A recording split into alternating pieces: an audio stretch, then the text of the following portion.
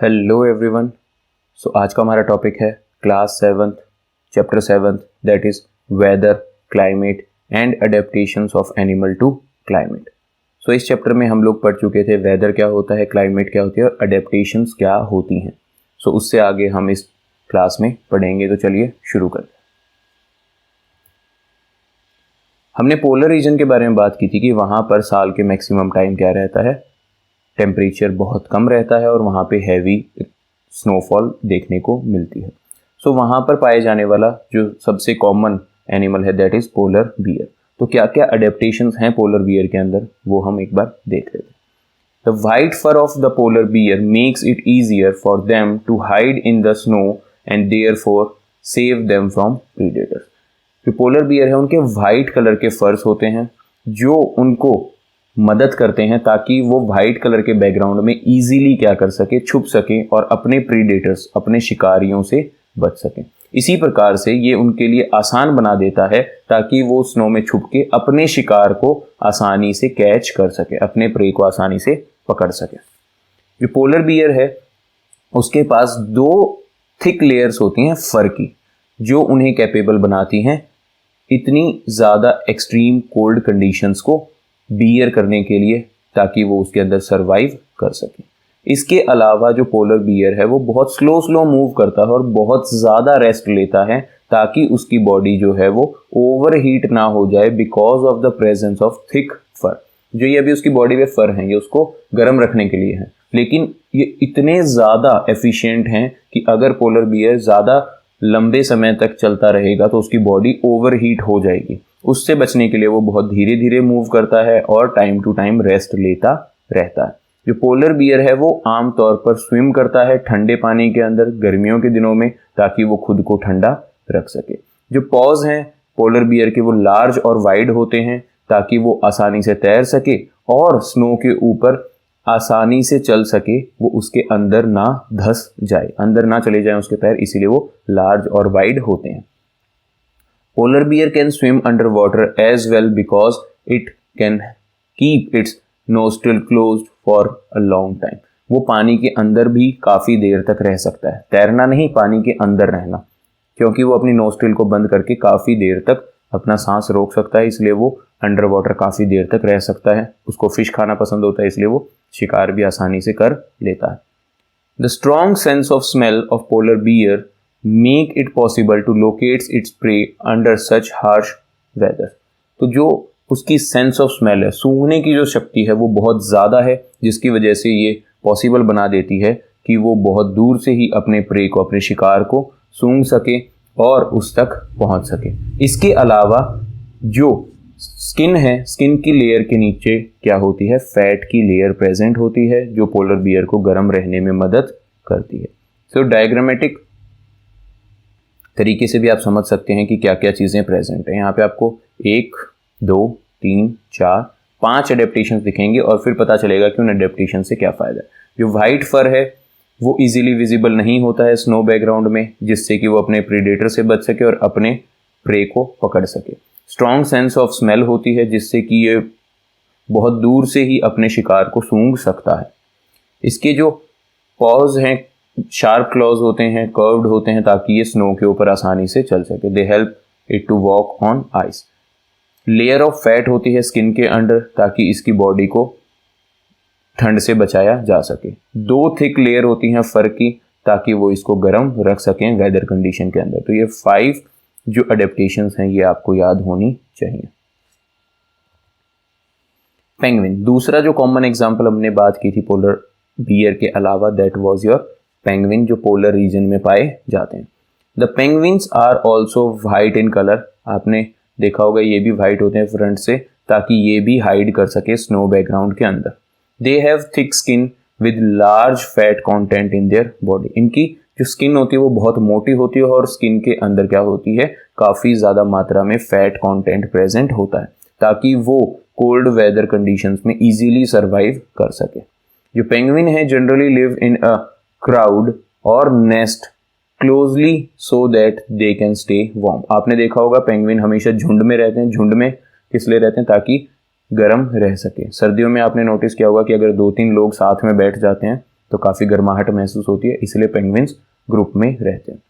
Penguins के जो feet हैं वो वेब्ड होते हैं, वेब जैसे होते हैं, ताकि वो आसानी से पानी के अंदर तैर सकें, स्विम कर सकें।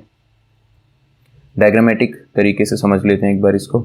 जो पेंगुइन है वो ब्रीद करते हैं, have special blood and muscle tissue जो ऑक्सीजन को तेज़ी से इसकी बॉडी में मूव करता है during an under water dive, जब ये पानी के अंदर जाता है तब के लिए।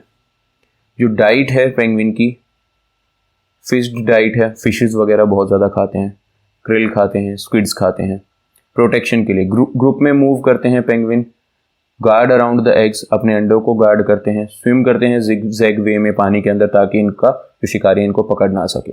गर्म रहने के लिए इनके ऊपर क्या है जी, ओवरलैप होते हैं feather with oil, a layer of overlapping feather coated with oil. Feather present है स्किन के ऊपर जो ऑयल से कोट होते हैं, जिसकी वजह से makes a pocket of air underneath their feather, और फेदर के नीचे एयर की लेयर बन जाती है। और एयर क्या है, एक पुअर कंडक्टर ऑफ हीट है, तो वो बॉडी हीट को बाहर नहीं जाने देता, इसीलिए उनकी बॉडी क्या रहती है, गर्म रहती है। वाटर के अंदर जो मूवमेंट है, स्ट्रीमलाइन बॉडी है, स्ट्रीमलाइन बॉडी मतलब पानी में आसानी से तैर सकता है। स्ट्रीमलाइन बॉडी होता है जो एजेस हैं उसके ऊपर पतला और बीच में मोटा। हेल्प्स टू रिड्यूस रेजिस्टेंस, तो पानी के अंदर तैरते टाइम इनको ज़्यादा रुकावट महसूस नहीं होती due to their streamline body. जो फिश की बॉडी होती है that is also streamline. Waterproof feather हैं ताकि ये आसानी से पानी के अंदर मूव कर सके, वाटर चिपकता नहीं है इसकी बॉडी के साथ।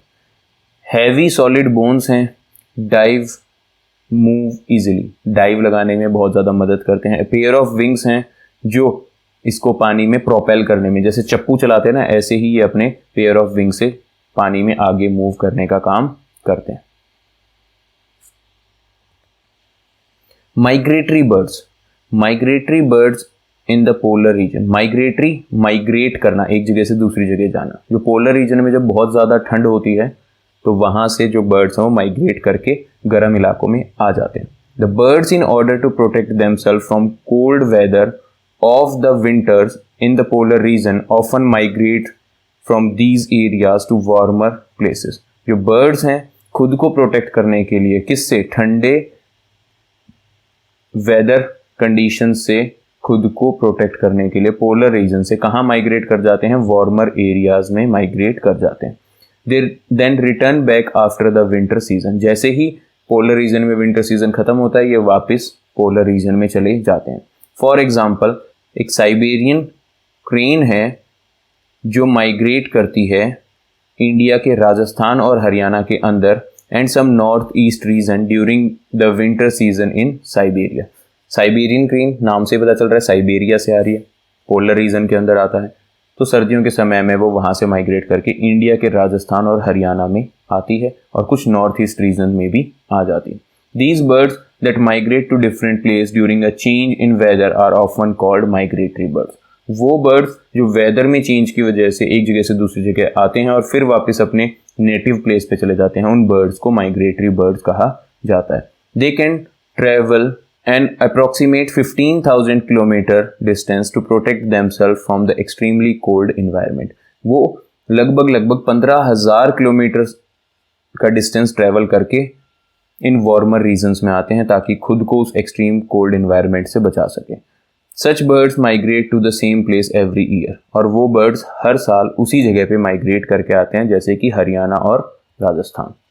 जो माइग्रेटरी बर्ड्स हैं वो फ्लाई करते हैं बहुत ज़्यादा ऊंचे, very high, so that the heat generated by the flight wings can be disposed of in the cold condition. तो जो वो मसल्स की मूवमेंट करते हैं उससे जो हीट प्रोड्यूस हुई है वो अपर एटमॉस्फेयर में ठंड की वजह से क्या हो जाए, कंपनसेट हो जाए, उनकी बॉडी ज़्यादा गर्म ना हो, इसलिए ज़्यादा हाई फ्लाई करते हैं, ऊंचाई पे उड़ते हैं। तो माइग्रेटरी बर्ड्स हैं उनका जो सेंस ऑफ डायरेक्शन है वो बहुत ज़्यादा स्ट्रांग होता है, इसलिए वो हर साल सेम टाइम पे सेम प्लेस पे पहुंच जाते हैं। The migratory birds also use landmarks और follow the direction of the sun and stars to migrate. ये लैंडमार्क्स को यूज़ करते हैं, जैसे कोई बहुत बड़ी लेक हो गई, कोई माउंटेन्स हो गए, उन लैंडमार्क्स को यूज़ करके ये हर साल सेम पोजीशन पे पहुंच जाते हैं। इसके अलावा वो सन और स्टार्स की पोजीशन को भी नोटिस करके फ्लाई करते हैं। कुछ बर्ड्स ऐसे हैं जो यूज़ करते हैं मैग्नेटिक फील्ड अर्थ का टू फाइंड डायरेक्शन। अर्थ का नॉर्थ पोल है, साउथ पोल है, इसमें एक मैग्नेटिक फील्ड होता है अर्थ के चारों तरफ, उस मैग्नेटिक फील्ड का भी बर्ड्स इस्तेमाल करते हैं। Apart from birds, fishes, insect and mammals also migrate. दूसरे एनिमल्स भी माइग्रेट करते हैं, लेकिन बर्ड्स फ्लाई कर सकते हैं इसलिए ज़्यादा डिस्टेंस ट्रेवल करते हैं। So this is the Siberian crane जिसकी हम बात कर रहे थे, जो साइबेरिया से हरियाणा और राजस्थान में आती है। दूसरा जो रीजन है जो हमें पढ़ना है, that is your tropical rain forest. ये है आपका ट्रॉपिक्स। तो जो इलाका इन दोनों ट्रॉपिक्स के बीच में आता है उसको ट्रॉपिकल एरिया बोला जाता है। रेन फॉरेस्ट क्यों कह रहा है? क्योंकि यहाँ पे सबसे ज़्यादा बरसात होती है, क्योंकि इक्वेटर के ऊपर क्या होता है, सबसे ज़्यादा गर्मी होती है, और हमने विंड स्टॉर्म एंड साइक्लोन में पढ़ा था कि यहीं पर सबसे ज़्यादा बरसात भी होती है। तो जितनी ज़्यादा बरसात उतनी ज़्यादा आपको क्या देखने को मिलेगी, रेन फॉरेस्ट देखने को मिलेंगे। तो यहाँ पे कंट्रीज़ के नाम गिवन है, यहाँ पे कलर कर रखे हैं। इंडिया भी वो कंट्री है जो ट्रॉपिकल रेन फॉरेस्ट की कैटेगरी में आती है। सो जो ट्रॉपिकल रीजन है अर्थ के ऊपर are the region which are close to the equator. जो इक्वेटर के क्लोज हैं वो ट्रॉपिकल रीजन में आते हैं, and hence receive more amount of sunlight during the year. और साल के ज़्यादातर पार्ट यहाँ पे काफ़ी ज़्यादा गर्मी पड़ती है। Because of this these areas have a humid climate. तो ज़्यादा गर्मी पड़ती है तो समुंदर भी है, यहाँ पे पानी वेपर्स में कन्वर्ट होता है, तो क्लाइमेट क्या है, ह्यूमिड है। जो टेम्परेचर है ट्रॉपिकल रीजन में can be as high as 40 degree Celsius. कितना ज़्यादा हो सकता है? 40 डिग्री सेल्सियस तक हो सकता है जो टेम्परेचर है, and can drop until 15 degree Celsius only. और मिनिमम कहाँ तक आ सकता है? 15 डिग्री सेल्सियस तक आ सकता है। जो लेंथ है डे और नाइट के वो ऑलमोस्ट इक्वल रहते हैं इन रीजन्स के अंदर। However there is a lot of rainfall, बहुत ज़्यादा बरसात है, so the tropical rain forest are found in this region. और इसी वजह से यहाँ पर फॉरेस्ट आपको देखने को मिलेगी, और बरसात वाले इलाके में हो रही है इसलिए इसका नाम क्या है, ट्रॉपिकल रेन फॉरेस्ट। जो ट्रॉपिकल रेन फॉरेस्ट है वो घर है बहुत सारे प्लांट्स और एनिमल्स का। आपको सबसे ज़्यादा वैरायटी के प्लांट्स और एनिमल्स ट्रॉपिकल रेन फॉरेस्ट में देखने को मिलेंगे। So due to large habitation the animals often compete for food in these region. तो बहुत ज़्यादा एनिमल्स और प्लांट्स यहाँ पे प्रेजेंट हैं, तो उनके अंदर कंपटीशन बहुत है जिंदा रहने के लिए, फूड को अचीव करने के लिए। तो many animals have adapted themselves so that they can live on the trees and find their food easily. तो बहुत सारे एनिमल्स हैं जिन्होंने खुद को अडेप्ट किया है, अपने आप को चेंज किया है ताकि वो पेड़ों पे रह सकें और आसानी से अपने फूड को ले सकें। जो स्किन कलर है इन एनिमल्स का वो जनरली सिमिलर होता है टू दैट ऑफ सराउंडिंग, ताकि वो कैमोफ्लेज हो जाएं। बहुत सारे जानवर ऐसे हैं जो जंगल में आपको इजीली विजिबल नहीं होंगे अगर वो एक जगह शांति से बैठे रहें, so that they can catch their prey easily and protect themselves from their predator. तो ये मर्ज हो जाते हैं अपने सराउंडिंग एरियाज के अंदर ताकि ये खुद को अपने शिकारी से बचा सकें और खुद किसी का शिकार कर सकें। Also many of these animals have a good I site. बहुत सारे एनिमल्स की जो आई साइट है वो भी बहुत अच्छी होती है, और बेटर सेंस ऑफ हियरिंग भी इनकी होती है, बहुत अच्छे से देख और सुन सकते हैं। तो कुछ एनिमल्स हैं जो ट्रॉपिकल रेन फॉरेस्ट में पाए जाते हैं, तो उनके फीचर्स देख लेते हैं। ये है आपका रेड आइड फ्रॉग। इसके जो फीट हैं वो क्या होते हैं, स्टिकी होते हैं, ताकि ये आसानी से ट्रीज़ के ऊपर क्लाइंब कर सके। क्योंकि स्टिकी इसलिए चाहिए, बरसात का मौसम है तो तने के ऊपर पानी आ रहा होगा, पानी आएगा तो स्लिपरी हो जाएगा, तो स्टिकी होने की वजह से वो स्लिप नहीं होंगे, आसानी से पेड़ के ऊपर क्लाइंब कर जाएंगे। जो मंकीज़ हैं उनकी एक स्ट्रॉन्ग टेल होती है ताकि वो क्लाइंब करते टाइम उस टेल से ट्री की ब्रांच को होल्ड कर सकें। इवन उनके जो हैंड्स और फीट्स हैं वो भी इस स्ट्रक्चर के हैं कि वो आसानी से ब्रांच को होल्ड और ग्रैस्प कर सकें।